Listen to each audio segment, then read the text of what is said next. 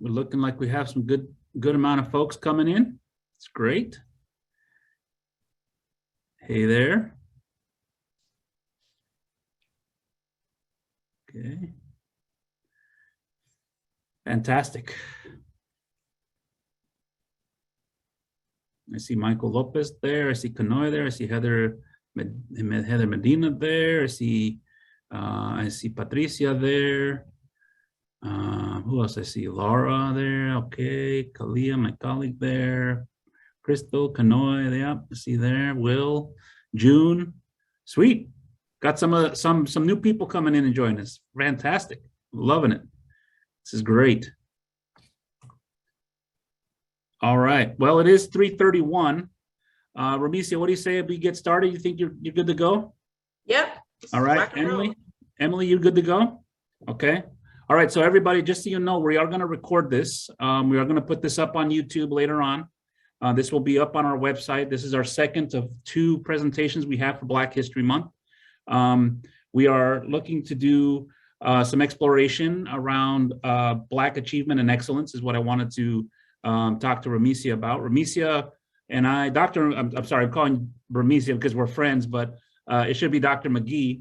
And I have been colleagues and friends over at Lynn Benton Community College for quite some time before I moved over here to GAPS. She's still somebody I rely upon for great information over at LBCC and community stuff going on.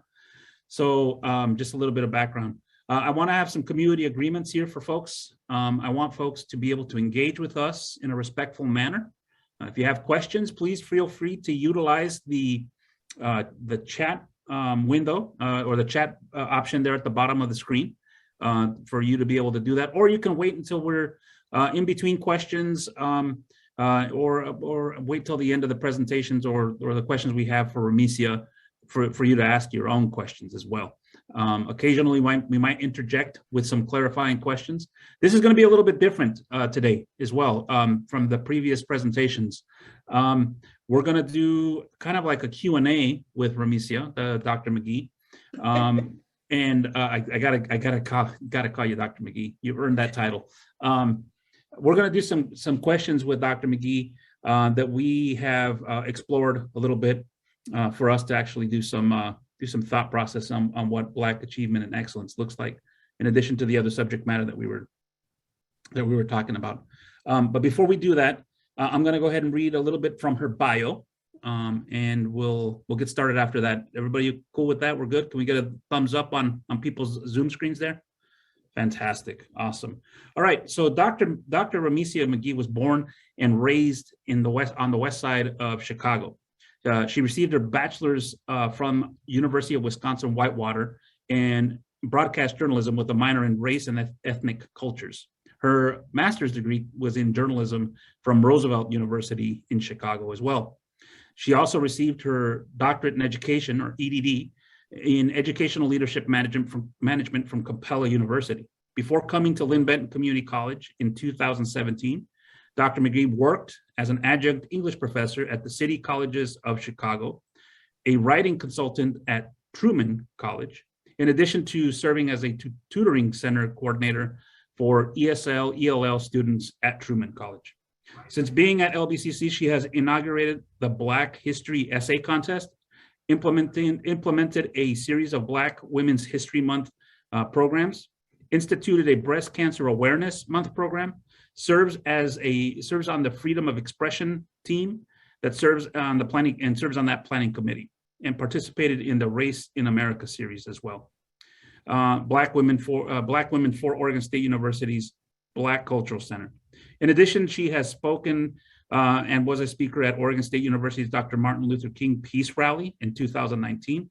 She is also a guest lecturer at Oregon State for the Black Effective courses. Moreover, Dr. McGhee was a 2019 keynote speaker for the American Association for Women in Community Colleges at Lynn Benton's chapter and their annual Working Women's Tea.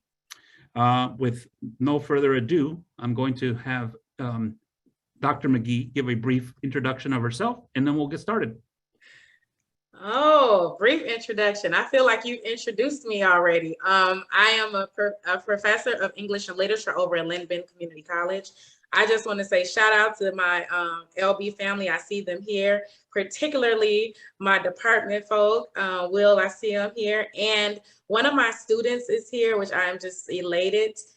Crystal, who is the cat's out the bag. She's the second place winner of our Black History Essay Contest this year. So I'm super excited she's here. I don't know what else to say. I think you said it all. All right. You All right. said it all. All right, Dr. McGhee. So I'm going to go ahead and start asking. I'm going to ask you the first question. Like I said, I have a number of questions that I have here for you, Okay. and I want to dive in a little bit, and have you maybe elaborate on your experience a little bit. So you've been in Oregon for about 4 years now. Is that right? About 4 years or so? Yep, about 4.5. It'll be 5 in September. Mm-hmm. So what can you tell us about your transition to Oregon and specifically Albany? And how has that gone? You've described some of. Can you describe some of the positive and challenges coming to a city like Albany from Chicago? So first, let me just say that my transition here was good. It was a good place for me to be. And I think I came during the time that was allotted for me. I think that I was being prepared to come to a place like Albany, Oregon. Years ago, I had said to my ex-husband, I was like, I just want to work in a little town like Cheers, where everybody knows your name. And you remember the show Cheers, right? Everybody knows that show. And I just want to teach my little classes and do my little job. That's all I want to do. I want to work in a small town like that because I was really, growing up in the inner city of Chicago is run. It's a fast city. It's a big city.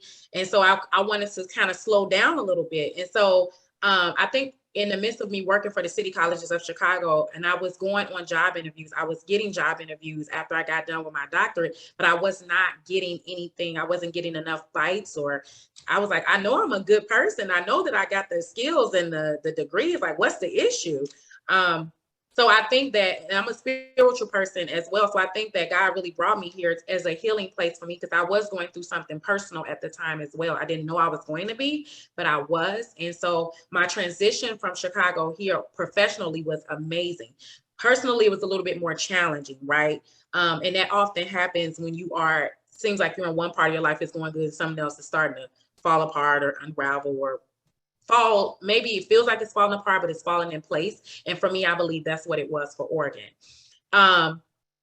Obvious challenges, right? Oregon is white. It just is what it is. It's a white space, and Albany in particular is very minimum folk of color, right? And particularly Black people. So I think that that's really important because I know the space in which I hold as a Black woman, as a Black millennial, as a Black professional, and the space in which I navigate in. So understanding and moving in that space for me has been okay. There has been times where, I'll go to a church or I'm trying to find a church home or I go out to eat and, people ask some questions and, oh, you're not from here and this and that.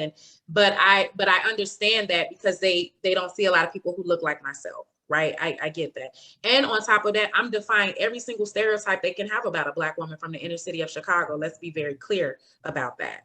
And so, I wasn't an unwed person at the time, not saying, but the stigma around it, right? I don't have any children at a young age, stigmas that people have about Black women or inner city youth. I didn't come from a quote broken home, if you will, so all of those stigmas, I defied a lot of that. And so when people met me, especially in some of the churches I was visiting, they had a lot of questions, not to mention, my credentials that, oh, you went to an inner city. Oh, you got out of there. How'd you do that? So I think constantly dispelling those myths has been a challenge because I always feel like I have to or need to explain that to someone when it does happen. Like it's real, it's true. A lot of people do it. I'm not a unicorn. You know what I mean? So that was kind of the challenge. Some of the challenges I say. But I think that was really about it. And then it just been very small, I wasn't really keen on the food, to be honest. I was like, ooh, it's nothing to eat here. Chicago's a big food city. I think I lost about 15 pounds. I'm not complaining, but I'm just saying, I was like, my father was even like, are you eating? You're wasting away. And I was like, yeah, what I could find, because I'm not used to, everything closing so early and then it being really, really dark here at a certain time. And I was like, oh my God, big city have big lights. It's very dark here. I'm driving with my brights on a regular basis. So those sorts of things, just like environmentally, there were some challenges. Culturally, obviously, there were some challenges, but professionally, there weren't any challenges, which is a really good thing. So when you and I actually got a chance to, like, when you came on the campus and got a chance to meet you as a professional, one of the things that you and I have in common is that, well, obviously I've lived in Chicago only for 3 years, but we have the Chicago kind of like thing in common. One of the things that I wanted to do with you and other professionals of color at LB was to try to bring you in and share kind of an experience and prep you for, as best I could anyways, for what Albany is and what it isn't, right? Yes, right. Being in big cities like that, I mean, being in East LA myself and then going to Chicago and having that experience as well, two very, very unique, distinct cities. But you're talking about that life of being able to walk around and being around people so much. How have you adapted as you've gone into education and teaching that experience to actually engaging with students that are from a very small town like Albany or some of the surrounding areas like Lebanon, Philomath, Sweet Home? How have you done that?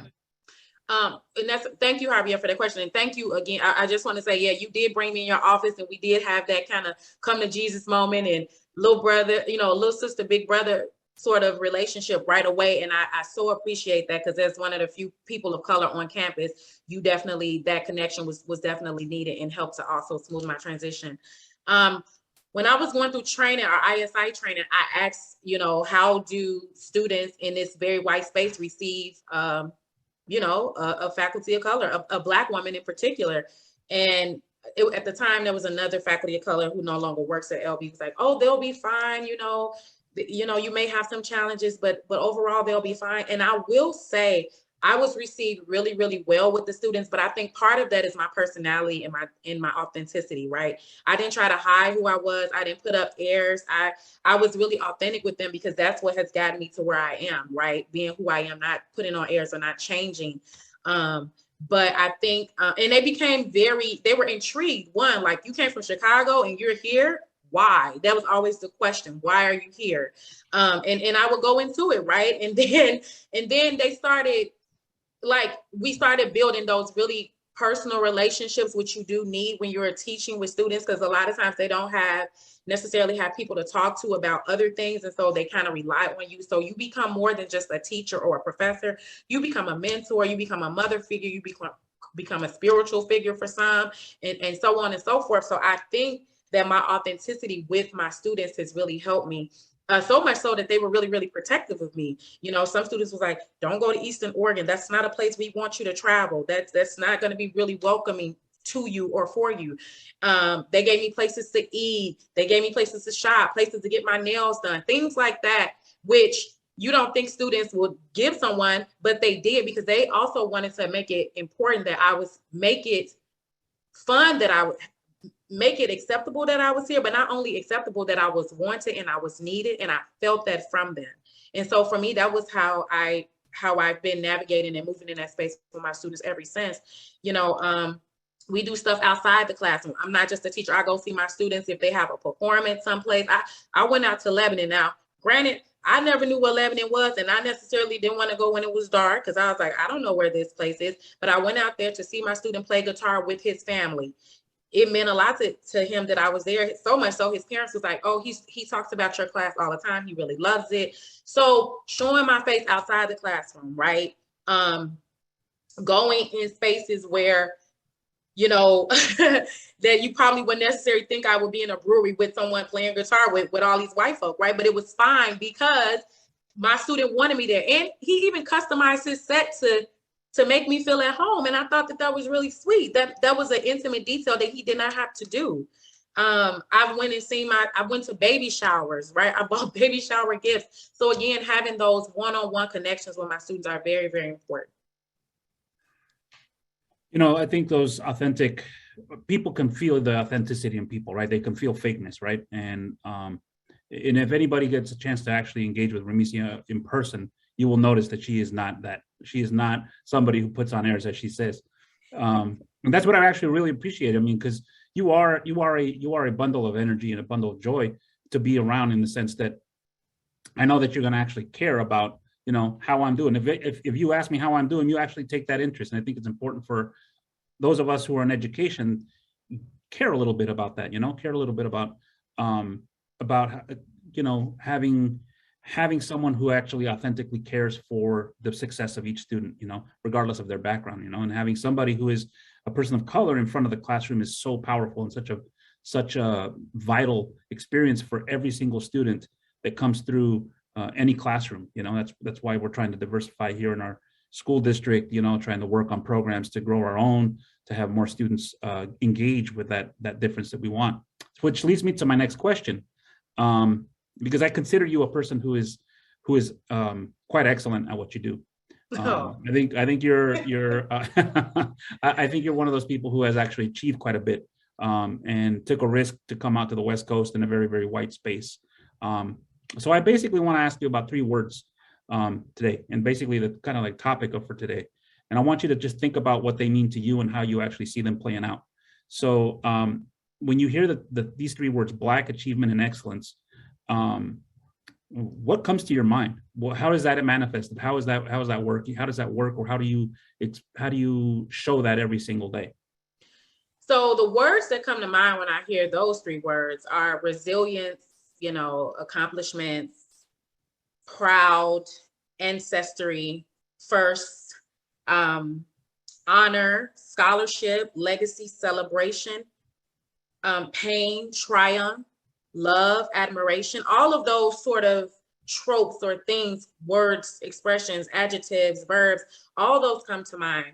And I think how I manifest that or move with that on a daily basis is being an example.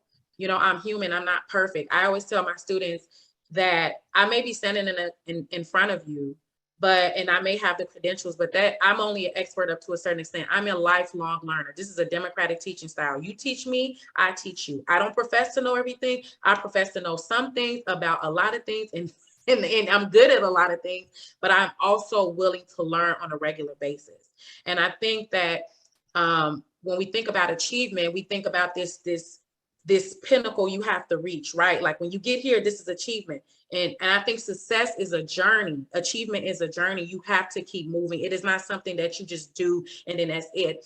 I think if you're constantly being prayed up, for me, being prayed up, right, or grounded in some shape, form, or fashion, being humble about your success or whatever it is you're achieving, and then staying connected, right? For me, those are all things that has helped me through my journey, and it's still helping me through my journey.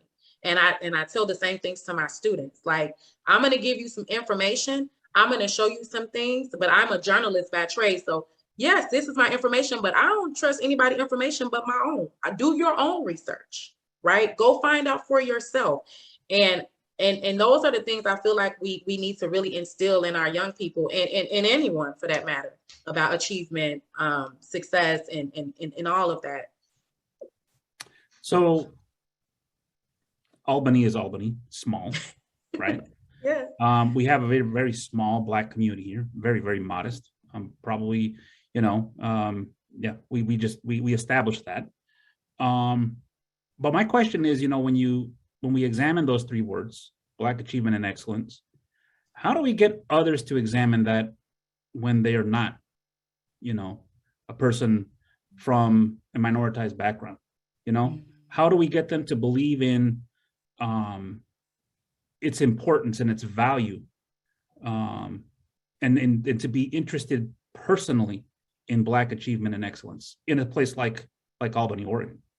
Yeah, right. That's a very hard question, and I don't have the exact answer, but I have some ways of how trying to get there, right? Because it's almost as if you're asking me, how do we get other people to buy in to Black success and Black achievement, right? And that's hard, because if it doesn't necessarily affect you personally, then why should you care, right? But one of the things we have to keep in mind is that Black success and Black achievement is not just important to Black people, right? It's important to humanity. It's important to a community. It's important to families. It allows people to reimagine what they can do in their circumstances. So that is why we have to understand that that is something that is important to everyone. And on top of that, you know, I think it lends more questions than answers. And I think so many times we're trying to come up with this one answer. But I think the more questions we have, the better we'll be at with coming up with alternative answers in different ways. That's why it's important to have an inclusive, diverse, equity type of background and or classroom and or community, because you're constantly bringing in different perspectives to get people to think.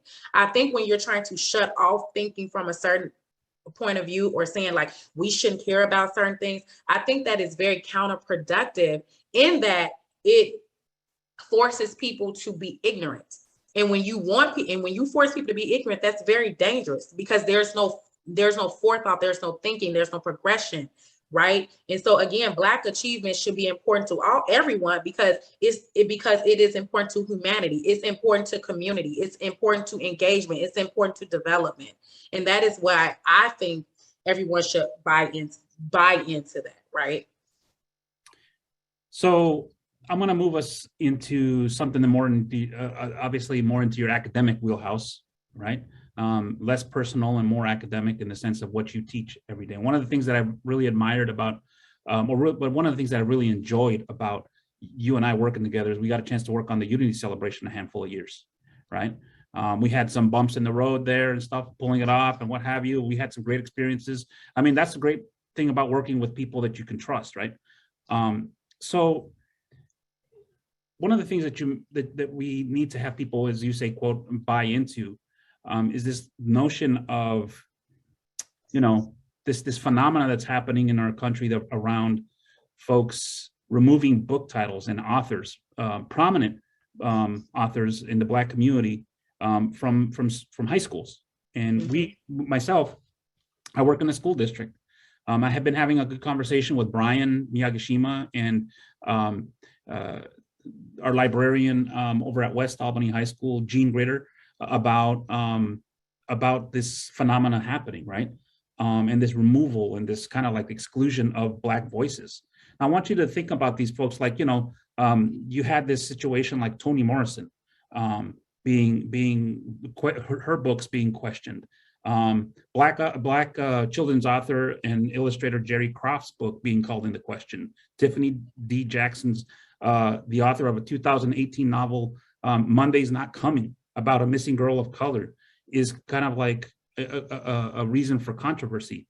What are your thoughts about kind of why that's happening, and why that is so troubling for those of us in the K-12 systems, and we should be vigilant about this exclusion of these diverse voices?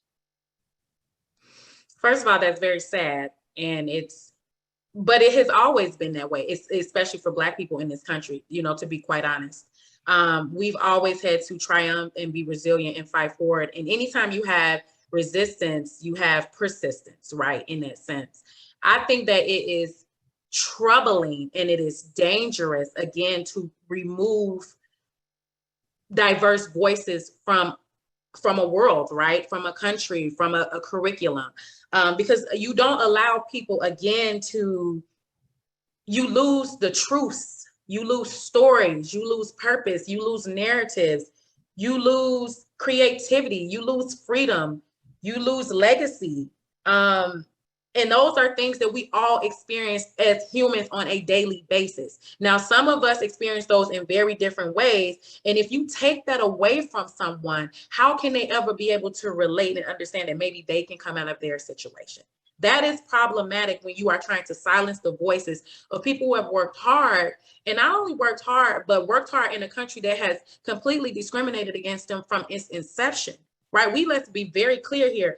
America in itself, in its DNA, is racist, or it's the fabric of it. So we have to really work hard in trying to move the ball forward and getting that diversity in the classroom. And not just through academics, that's a really good vehicle of doing that, but there are other ways too. And part of that is through narrative, that's through storytelling, that's through Toni Morrison, that's through W.E.B. Du Bois, that's through James Baldwin, that's through all of these greats, right? And some of our more contemporary writers. So when I hear things like that, I think again that that's a very authoritarian sort of control, and again that's counterproductive. It's ignorant, and it's negative, and it stunts the growth. It stunts the growth on so many levels, and it puts particularly K through 12 students in a bubble, and it doesn't give them a realistic view of what the world is. I like that. That really that resonates with me, because on Monday I attended a public meeting with some community members around hearing gaps, and somebody was talking about now this is off script, right? This is me being a little bit more authentic with you in terms of stuff that I haven't thought about previously, but somebody was talking about creating this like curriculum council of the public for what's being taught in schools. What would your thoughts be of the public wanting to have more parental rights when it comes to what children learn and what's age appropriate for students to learn around some of these difficult things for some folks to grapple with? Obviously for you and I, maybe not so difficult because we experience them every single day. Right. But for other folks who are kind of sheltered and bubbled in a bubble, what are your thoughts about something like that? I mean, I just kind of like made me pause and think a little bit what that would mean.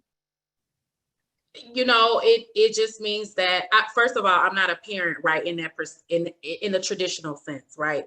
But I know parents want what's best for their children. Let me just say that right off the bat. But I think that it's an old adage, an African proverb, it takes a community to raise a child, right? So that includes the teachers, that includes the community leaders, that includes the churches, that includes the hospitals, that includes everybody that's a part of a community. And if there's a happy medium and we can all come together in a way that is productive for the students to learn what they need to at whatever grade level, I think something like that is fine. What I do find troubling is, again, if there's a removal, if there's this censorship, right? Because that in fact results again in ignorance, and it appeases the parent, but it stunts the growth of the student, right? Like it doesn't educate the student at all. You give them a false sense of reality. Your upbringing is not, let's be very clear. If you leave Oregon, everybody you work with is not going to be white. Everybody you work with is not going to be Black. Everyone you work with is not going to be Latinx. So you have to learn how to navigate in spaces with people who don't look like you. And how will you do that if you don't understand their perspective? You don't understand where they're coming from. That's a problem, right? And so in order to get those experiences, in order to understand those things, you have to have the material available for the students, K through 12 and other, right? Now, I do think that parents should be to have some say so, absolutely, because teaching starts at home first. It doesn't start in school, it starts at home. What you put in, but think about this too. You only give your children what you've had. If you haven't been exposed, how can you expose them to anything? So who do you rely on to expose them? That's so good, because I think that's part of the question is that, or the expectation is that the school is supposed to be the problem solver, the problem solver for everything, right? Schools are supposed to be the how would I say this? Holy grail, the end all be all. They're kind of like the social worker, right? They're kind of like social workers. There's a lot of teachers that have a lot of pressure, counselors have a lot of pressure, and the coaches have a lot of pressure on them to be successful, right? And I think people forget that we can also supplement at home what we feel that is lacking in our schools, right? So if we feel like to give them some balance and some responsibility, I mean, people are really big on personal responsibility in our community, except when it comes sometimes to public education. Sometimes once in a while, it can get a little lost and folks don't necessarily realize that. So educating young people, I think, from my perspective, is supplementing in addition to what's happening in the classroom, I think, to balance things out, and I think we've lost a little sense of that. What do you think? What are your thoughts about that? I think that when you're exposing your children or you're exposing K through 12 or college, etc., I think that you allow your child, the student, whomever, to bear witness to a lot of things. They don't have to have been a part of it, but they can bear witness to it.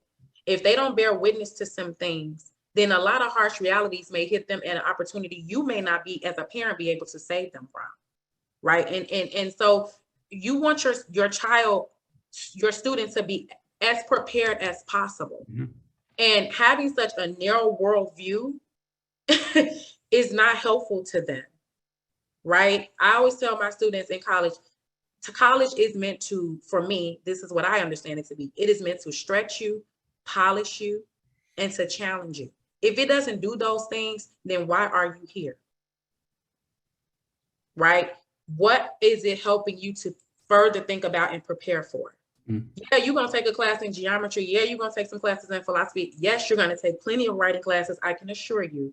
But it's supposed to stretch you, polish you, and challenge you so that you go out better than you came in. You have a better worldview. You have a more open mind of the world around you so that you can navigate in spaces outside of Albany, Oregon, because it is a big world. As I used to tell my Chicago students, you have got to get off the block. You got to come out of your neighborhood. You have to go downtown. You have to interact so that, again, you know, and on top of that, you know how people perceive you. That's very important. You know, a lot of times we don't think I think people think when they shelter their kids that they don't have to worry about people perceiving them in a way. And again, especially if you are a Black youth, you come with all kinds, or a youth of color, you come with all kinds of things and all stereotypes and all type of preconceived notions about who you are. So it's very important, again, to expose these students and give them as much knowledge as possible while you have the opportunity. You know, there are some countries where you can't educate folks. We live in a country where you should be able to educate people freely in a way that they want to learn. So you got me thinking about what kind of advice we would give to our teachers here in our school district now, and parents about, and in addition to that, parents about helping their student increase their understanding and the importance of Black excellence and excellence in achievement. Remove the racial component, just excellent achievement in and of itself, right? Mm-hmm. And then actually supporting the excellence of people of color, of our Black students, right? Especially when they're going through a lot of trials, and tribulations, as they say, in our schools, right? And we're doing our best to keep our students as whole as possible, and it's really, really tough. What kind of conversations do you have, and the importance of exposure to these kinds of, like the titles that I mentioned to you, or these authors, that we actually encourage people to actually do a little bit more intentional learning, intentional teaching, to support our Black students in schools, our Latinx students, our LGBTQ students, and this other minoritized communities? Yeah, I don't have the exact answer, but I have some ideas, right, of how we can do that, and how teachers, how community members, how parents can do that. First of all, advocacy. You have to be able to advocate. So many states around in this country have changed the way they want race taught in classes and taught in schools, so much so that administrators, teachers, and principals, and so on and so forth, are afraid to teach the history, or they have been silenced or afraid to say what has happened in this country, a fear of losing their jobs and their livelihood. That, again, is dangerous, right? So then here we go again with this whole censorship. So you have to have someone strong enough and brave enough to advocate. And a lot of times it is the community, right? It is the parents, it is the teachers, it is the community leaders, etc. So you need someone who advocates for diversity, inclusion, and equity in that way, right? You also need equitable stories, and you need representation. That's why I think it's important, as you said, to have someone like myself in front of a classroom, right? And people who look like me, and otherwise. You need someone to advocate for policies and procedures, educational policies and procedures that are DEI friendly, right? We need that.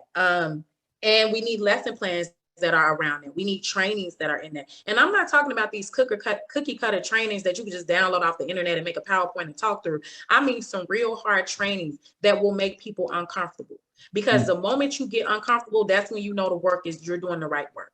You're changing the narrative, right? You're pushing the envelope. And if we can get more of that, I think we will be better off. Being better mentors, you know, and we really do have to listen to the students. I mean, we have to be student centered. And a lot of us and a lot of teachers sometimes are not, right? You have to listen to what the students are saying, especially if we're talking about Black students in this particular instance, because a lot of them already feel isolated. They feel alone, right? And so it's important that you listen to what they have to say, and you listen to ways in which they give you ideas to advocate for them. And you show them how to advocate for themselves. You give them tools, tips, and strategies in an effort to advocate for themselves. That is how we do that, right? And then you bring as much representation in as possible. And I'm not talking about this tokenism crap either. I'm not talking about you bring the same Black person in. No offense, I'll come back. Okay. But I'm saying you bringing the same Black folks in, you bringing the same Latinx folks in, you bringing the same Asian. Bring other people in. Cast your net. Stretch your arms. Network. Ask so-and-so who knows so-and-so, who know this person, right? So that you can bring in that outside community. And not only is that giving the representation, but that's changing the region in which people come in, where they're located physically in the country, where they're physically in the environment, where they're rural, urban, inner city, etc. It gives them a multitude of perspectives. And then they can choose, because they're intelligent. We underestimate our students, and we should not. They're intelligent enough to say, I think I might want to listen to that person, or I think that person might be my mentor, or I would love to see more of those people come in. That's good. That's really good. So I had just one last question that I want you to actually do a little bit of introspection. I want you to think a little bit about yourself and yourself as that, you know, before you were Dr. Ramycia McGhee, you were just Ramycia, right? And you were in West Side Chicago and stuff like that. You mentioned just a second ago about mentorship and the value of mentorship, right? Now I want you to put yourself, if you can, in the shoes of a student here in Albany, Oregon, as you were on the west side of Chicago. What helped you get through your K-12 experience? What practices? What were the practices that other people taught to you that you could share with us today that helped you get to the spot where you're at here? So it's so funny you said that, because one of my elementary school teachers is on the line, Ms. Owens. And Ms. Owens was not only my elementary school teacher, she's from Pine Bluff, Arkansas. She's living in Chicago working, but she was also my mama's teacher, my auntie teacher, my cousin's teacher, all of that. And so I think, and she's a huge spiritual mentor of mine. I think for me, and here's the thing. So my school on the west side of Chicago was very Afrocentric, very Africanized, right? Mm-hmm. So I didn't never have to look for my ancestry or my identity, because it was always reinforced in a way that was positive. No matter what anybody else told us, we had a song called Pride is Spoken Here, and we had to sing it every day. So I think for me, those mentorships will really help me is reaching out, right? To not being afraid to ask for help, not being afraid to link up with people, not afraid to take leadership roles. I was never a shy person. I'm not shy. I've always been an extrovert. But for some of our other students, that's not necessarily their personality, right? So you have to sort of be able to be nimble and flexible in that way of mentoring them, right? And so those, I'm sorry, my laptop talking about dying. Hold on. Now you see how the devil tried to do that?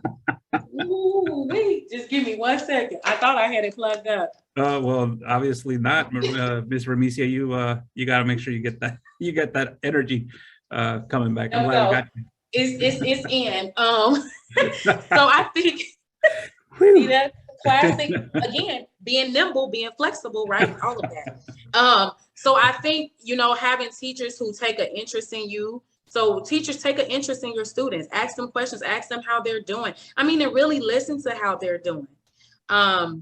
Sometimes they just need to sit in silence. What does that silence feel like for them? So my K-12 experience, I was always in something. Offer them if they want to be in dance or cheerleading or academic decathlon or debate, make these options for them. Tell them you see something in them that they don't see in themselves, because a lot of them may not feel that way. Encourage them to take on leadership roles. Encourage them to read. Encourage them to write. Encourage them to take an interest in something that they love. Maybe they love drawing. Start a drawing club. Give them opportunity, right? Those are the sorts of things that really helped me in elementary school. Not to mention, I went to elementary school where my whole family went to the same elementary school. So those teachers they were a legacy. They were really connected with my family. I could walk down the halls and see pictures of my auntie, my aunt, my mom when they graduated 8th grade. Okay, and my cousins. I could see that. So that's important. Being able to see people that look like you down the hall and they're in your family, right? Ask them to come and talk to the other younger students who are in kindergarten. You feel empowered when you're in 6th grade and you get to talk to a 3rd grader. You already think you're grown, you're feeling good about yourself. Give them that opportunity, right? Start a junior achievers program. What does that look and feel like for them? You have got to create opportunities for these students, and you got to listen to them. You do not know it all because you have a degree or multiple degrees. You have to do more listening than talking. Yeah. That's why you got 2 ears and 1 mouth. And my teacher told me, she's like, if you learn the 8 parts of speech, you can go anywhere and teach English. She told me that, and I was in 7th grade, 6th grade. So let me wrap this my portion of the Q&A. We'll ask our audience here for a second to chime in. But 2 weeks ago, you attended the presentation by Dr. Burrow, Anthony Burrow, about purpose. Yeah. So if you're going to share, and I didn't ask you to do this because I want to see what you can come up with on spontaneously, because I know you think fast on your feet. But fast processor. if you were going to describe your purpose to people as an instructor, as a person, as a part of the community, as a part of the community here in Albany, what would that sound like? What would that be?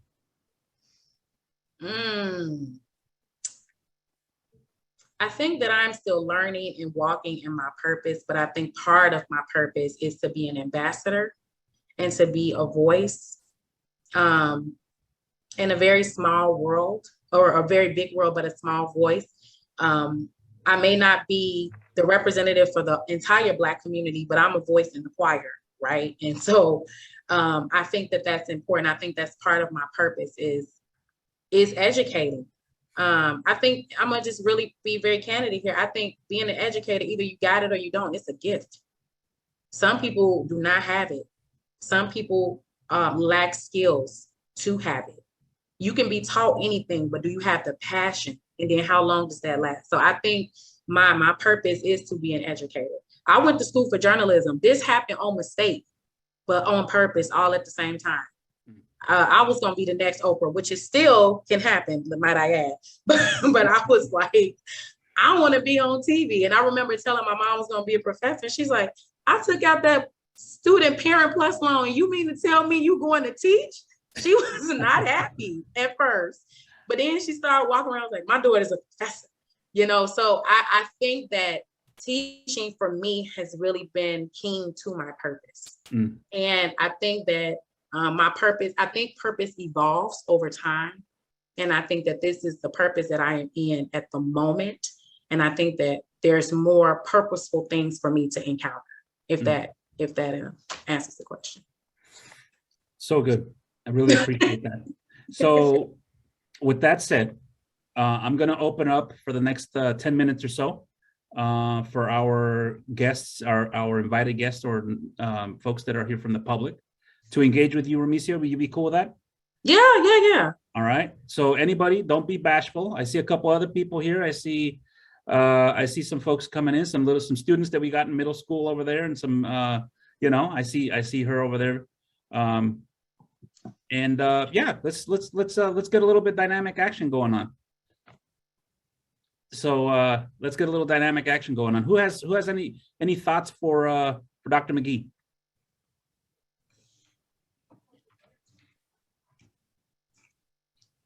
Or if you're too shy, you can put them in the chat. Oh, All right, there's Heather's phone. I see Heather's iPhone. I see there. Go for it.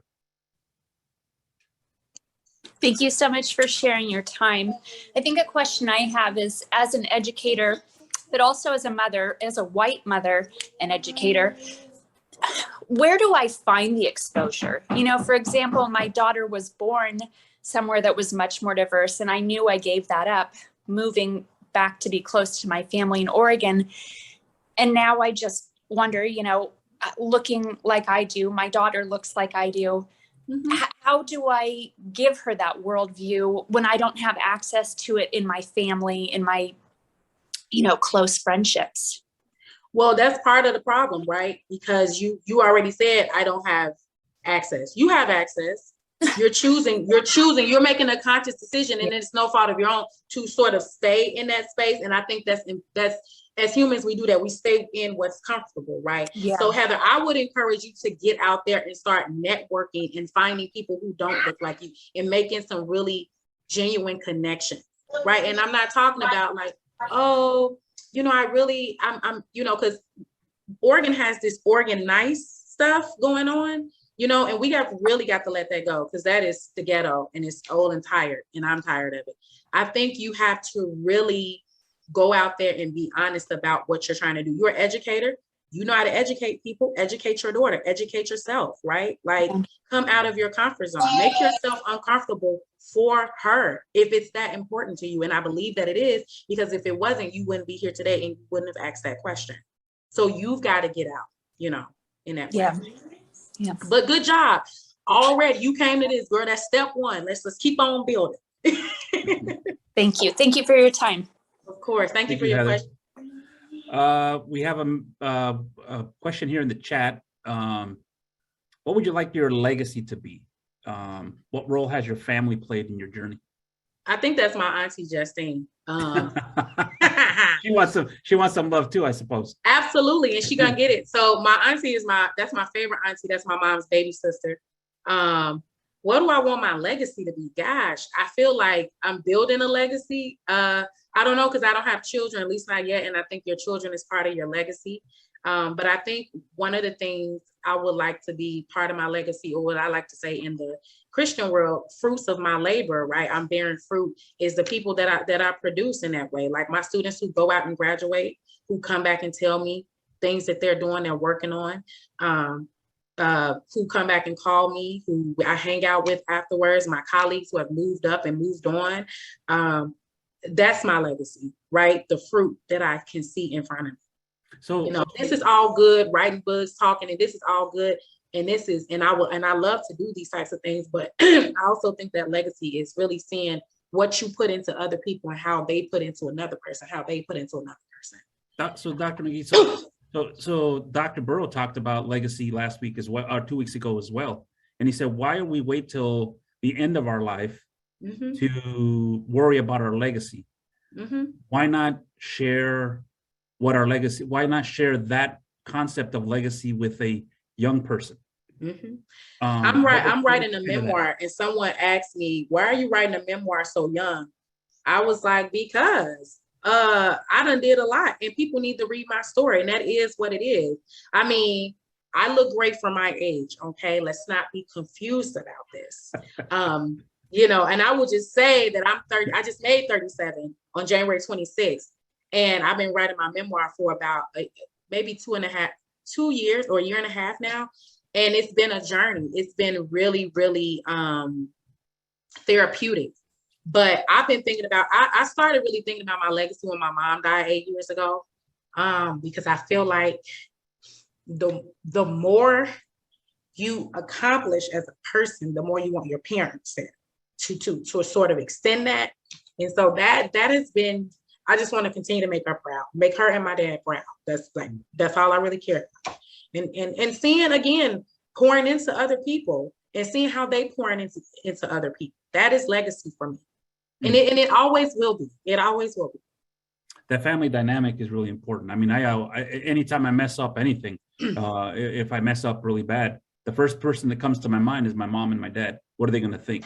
You know, if I get pulled over by the police, which hasn't happened in a while, whatever I do is like, oh my gosh, my first thing comes to, what are my parents going to think? What did I do? Why are you being reckless and speeding down the, you know, particular part of the highway and stuff, you know, and I think of them right away. So it's important. Who else got a question for us before we wrap this up? Some in the chat, I saw a bunch of stuff popping up. Oh. No, there was my friend and colleague here in the building, Kalia. She was saying that she was teaching a GD on the West Side in Kedzie and Madison.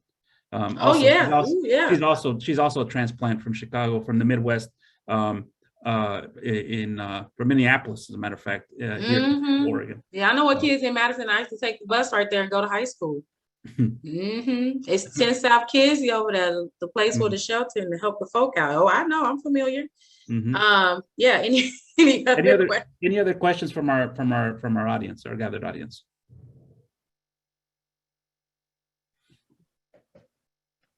Yes, I have a question. Oh, I'm sorry.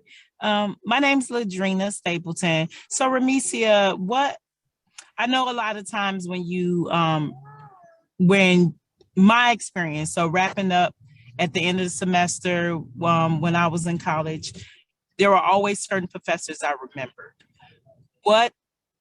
Tell me, how do you want to be remembered as you end the semester with your students? Yeah, so that's my cousin Dina. That's one of my favorite cousins. You can identify yourself. Yeah, you know, I think, how do I want to be remembered by my students, is being authentic and being real. I mean, I don't know, Crystal, how do you think I am in class? I think that I want my students to remember that I was authentic and I was real with them and I was always true. I never lied to them. I always tell my students, I am not in the business of failing folks. This is not a secret in this class of how to get out of here. In fact, I want you to get out because you are such a reflection of me and I ain't no failure.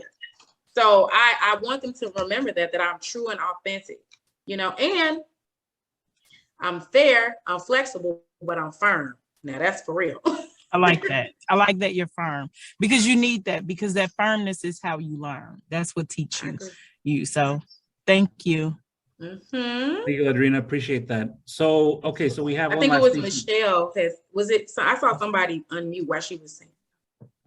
Do we have time? Oh yeah, we got time for one more. Yeah, absolutely. So I have a question. I teach English, and I co-teach a American Studies and English and history class. It's U.S. history and American literature combined. And one of the things that I've been asking a lot of people and kind of collecting, I think that an aha for me in the last couple of years has been, you know, when you teach U.S. history and you're going through all of these really terrible things that have happened, and you're trying to sort of say, this is how change happens, and this is how, you know, the country has become what it is at this moment we live in, it can be really easy to just sort of pull out these negative stories, right? Because you want them to learn, and they're powerful. You want them to know these things happened and that these are the people who made a difference. But I had a student, I want to say 2 years ago now, was when we were in person. So it wasn't last year, but made a comment that was kind of struck me, because we were reading a speech, and it was a sort of a, you know, lesser known Martin Luther King speech. And he sort of was like, we've been learning about Martin Luther King since second grade. I'm telling you. And I thought, oh, wow. Okay. So in, you know, like, there's this one thing that has stood out to you as the only, like, this is the singular, you know, experience that this whole, I don't know if I know what I'm getting at here, but my point is, what are some of the stories that you have heard or have collected over the years that you wish you had heard about when you were younger? And I know I have mine, like, I had a different student. This one was just this year, who said, you know, she's Chinese American. And she said, the only thing I ever learned about Chinese Americans was that they were excluded for this huge chunk of time and that they couldn't come here. And like, that's like all of anybody from my background, you know, I had heard about in high school. So that kind of idea of those things are important, and kids need to understand, like, oh yeah, this is, you know, when we look at movement of people and immigration, this has had a huge effect. but also there are these other things. So like, do you have stories that you wish that kids had heard, or would hear when they were younger, that would kind of counter that narrative of, they're only victims, in that the role that this group of people has played has been to be the victims of oppression or the victims of exclusion throughout U.S. history? So as I stated before, I went to a school where it wasn't really a whole lot that I didn't know about Blackness or about those stories of pain and both triumph, because it was so embedded in the curriculum in our elementary school. So that wasn't it. So I knew a lot about that, but of course it was, age level appropriate, right? Like K through 12, K through 8th appropriate. But I think what I can sense, what I can understand about what you're student about, we've been learning about Martin Luther King since 2nd grade. Yes, because I think that Martin Luther King is more palatable to white people and they just like to talk about him. Honestly, where's Marcus Garvey? Where's Countee Cullen? Where's Paul Laurence Dunbar, right? Where are these other people, right? My favorite era of Black history or Blackness or whatever is the Harlem Renaissance, which was a huge explosion of Black artists, writers. So you mean to tell me out of all those writers in that particular area from the 1920s all the way down to the 1940s that you can't not find any other people? No, that's by design. That's by choice, right? And so I don't think that there were any stories that I did not know about that I wish I had learned. One of the things when I was in high school, which I went to a predominantly Black high school as well as an elementary school, was that I learned about the Willie Lynch letters, right? Those were something that I learned about in high school. But again, you wouldn't necessarily teach that to a 7th or 6th grader because they have to understand that breaking in that information, right?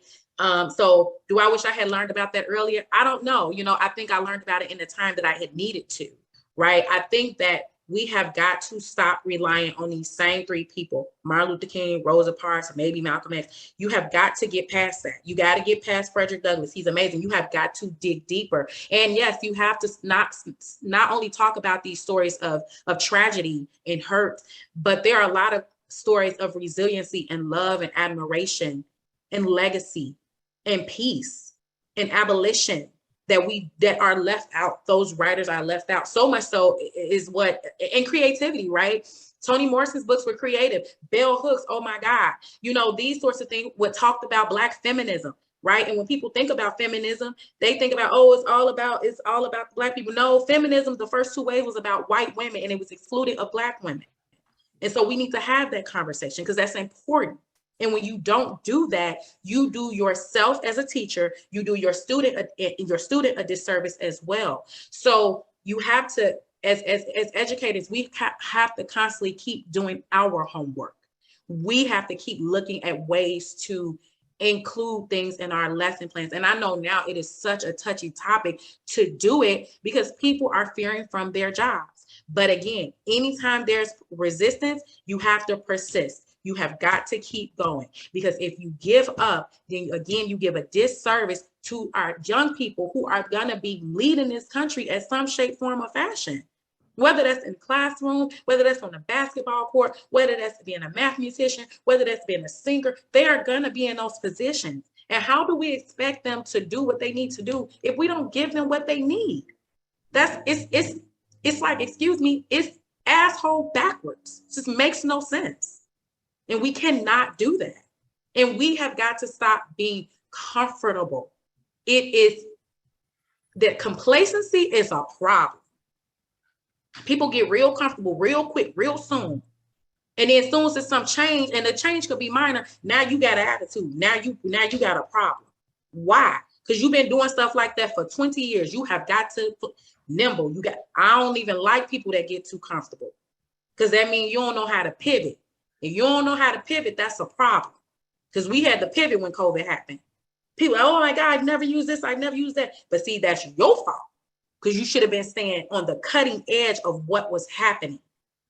Right? So we have got to be nimble and flexible and really looking for ways to have students explore. I know that was a long answer to your question, but I wanted to put it out there because I understand your students like, oh my God, we've been learning about the same. And no disrespect, I think Dr. King is good. Yeah, right on, brother. But it's other stuff that happens too. You know, you know, Black history is not just Black history. It's American history. It's human history. It's world history. And it's been subjected to, you know, a 28-day day or month. You should be incorporating this stuff on a regular basis. We should be learning about this Sojourner Truth and not just about stuff from the 1800s. What's now? What are Black folk doing now? And I ain't talking about just Barack Obama and Kamala.